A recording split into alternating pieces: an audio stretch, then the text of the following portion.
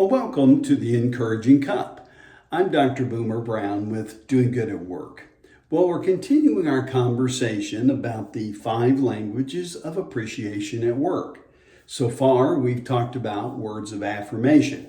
46% of people prefer words of affirmation. Last time, we talked about quality time. And we found out that 26% of people prefer quality time, spending it with a coworker, being respected, and giving of your time. Today I want to talk to you about the third one of the languages. It's acts of service. What we know is about 22% of people prefer acts of service. So there are lots of forms of acts of service. So what exactly is it?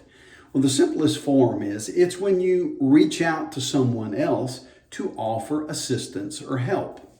There are lots of ways to do this, and you could come along beside the person and help them.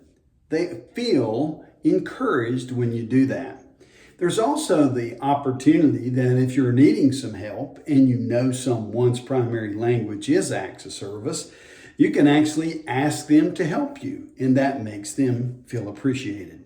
So a couple things we want you to know about using acts of service.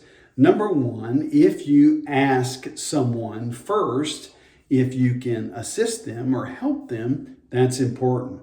And you also need to respect the way that they do the work. Don't come in trying to do it your way. If you offer your help, listen to them and understand how they wish for you to help them. The last thing that's true about this is you need to be very specific about how much time that you can actually give them in regard to the help.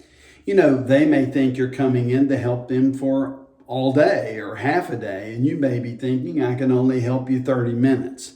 Well, you need to be very specific about what you're offering in the way of help.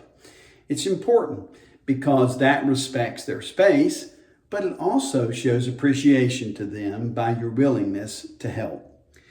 Well, if you add up the percentages, that's 46% for words of affirmation, 26% for quality time, and 22% for acts of service, you come up with 94%.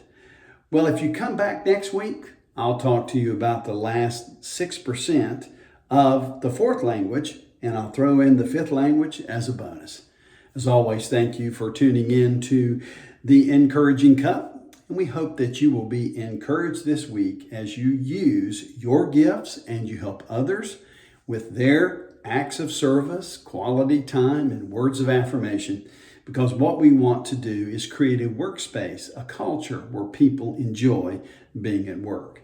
Thanks for tuning in. As always, we look forward to seeing you next time on the Encouraging Cup.